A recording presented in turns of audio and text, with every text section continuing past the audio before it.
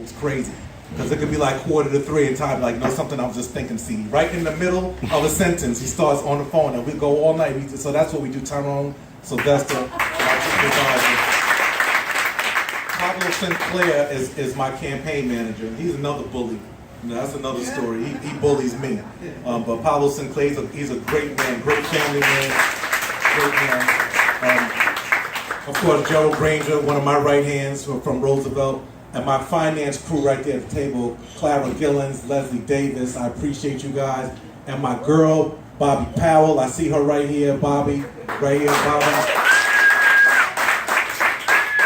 I got the ultimate compliment from Bobby one night. She called me, she said, I forgot where she was on him, so I don't know if it was the Heights, so I forgot where she was.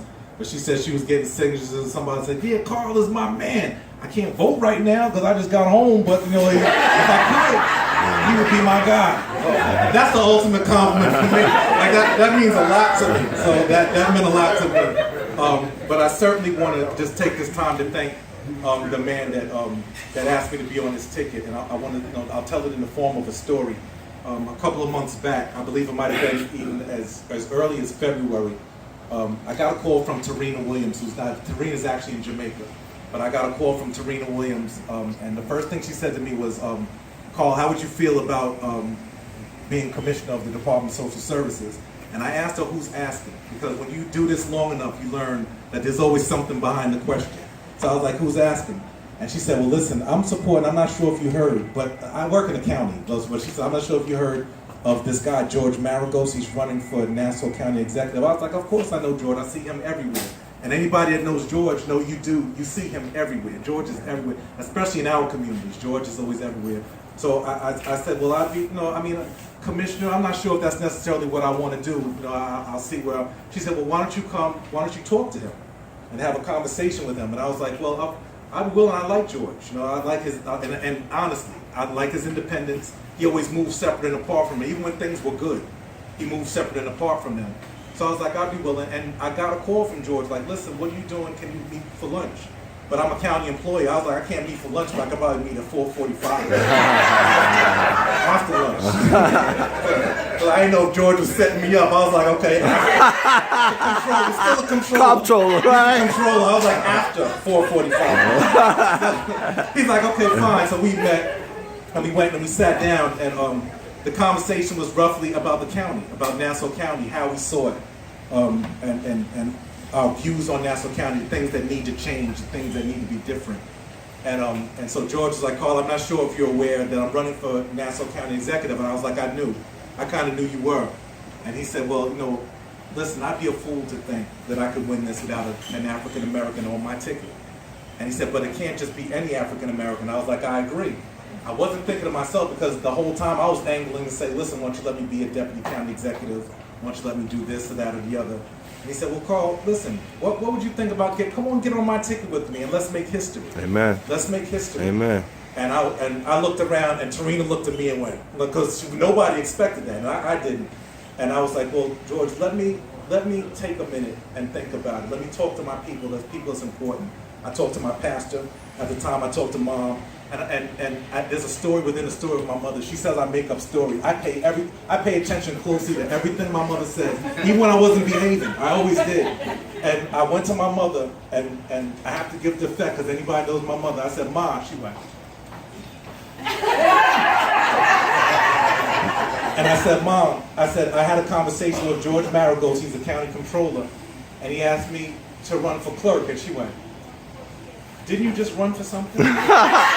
And I was like, Ma, that was 2014. I ran for sanitation commissioner. And she said, so what are you running for? And I said, as county clerk. He asked me to be his county clerk. And she went, how much does that pay? It's a true story. My sister knows. My sister knows that I'm not making this up. So I was like, I told her what it paid because I looked it up. I was like, I told her what it pays. And she said, sounds good to me. Listen, are you going to the store? Because I need you to pick something up for me. And that was the blessing that I needed, and that was my mom. So she's one of the people I talked to. I talked to Dr. Watson at the time, and I kind of got almost the same conversation, like how much does it pay? And wow, that's pretty interesting. And I talked to some people even in the street because, listen, I'm raised by a community. I'm raised by the entire community, even the people that walk the street. And some of the responses that I got even on the street was like, Carl, listen, you paid dues. You paid enough dues. You've been in the county 14 years. It's time for you to step up, man. God speaks through opportunity. God speaks through opportunity. This is your opportunity. So I took that whole weekend, I think, and that Monday, George was actually sick. He was out of the office, and I contacted Kaylin or someone in the office, and she said he'll be in, I think, Wednesday. So that Wednesday we got together, and the conversation I had with George was, he was like, so Carl, so what do you think? I think it's a great opportunity. I was like, we talked about some particulars that I won't even discuss. We talked about some particulars because I wanted to make sure that I was taken care of, that we were taken care of. And we kind of worked that out. And should things not go the way we don't think it's going to go, because we know we're going to win. But we had to have a realistic conversation. And I told him, absolutely, George, I would love to jump on and make history because it's time. And then it dawned on me what the magnitude of the history is, that in the history of Nassau County, on the executive side, there has never been an elected person of color in Nassau County history, in the history of the county. And I'm not talking about the districts. I'm not talking about legislatively. I'm not talking about judicially. I'm talking about on the executive side. There's never been an African or African American or a person of color in the clerk's office, in the county executive's office, or the controller's office. So that gives you the magnitude to understand the magnitude of this ticket is that for the first time, we've never seen anything like this, where you have an immigrant running for Nassau County Executive in Georgia. George is from Greece. George is an immigrant, and I'm going to tell you his story in a minute. George is an immigrant. Ama's family comes from Ghana, and we come from the Bronx. So we're all immigrants. That's how we got here. So for the first time in history, you have two African Americans and an immigrant at the top of the ticket in politics. And I think that deserves a round of applause in itself. So my charge is this. It's all about deciding what side of history you want to be on. Which side of history you want to be on. Do you want to be on the winning side, or do you want to be on the other side? Because the only side that matters is winning. And what we understand about this and the dynamics of Nassau County is what's important to us. And I say that everywhere we go, because technically everywhere you go, what's important can change. What's important to the people in Belmore might not be as important to the people in Roosevelt. But the thing about this ticket and this man that's running for county executive is what's important to us in our communities is important to this man, and that deserves a round of applause as well.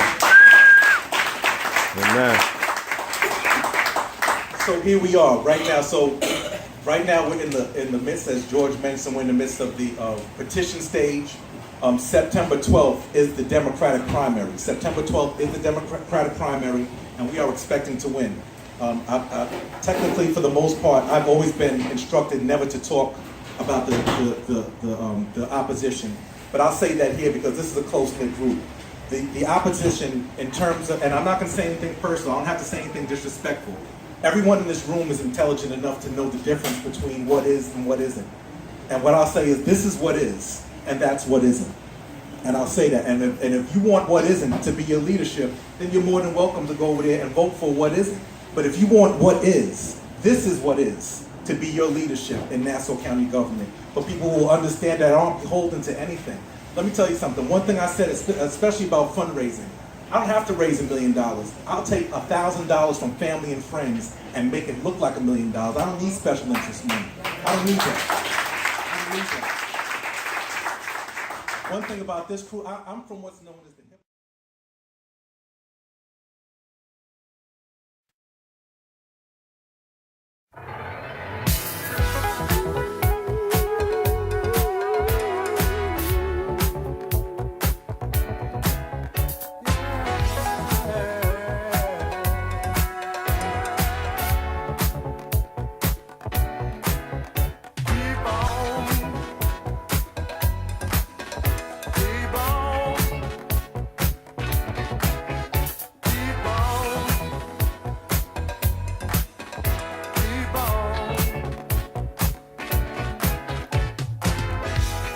Step until you reach higher ground.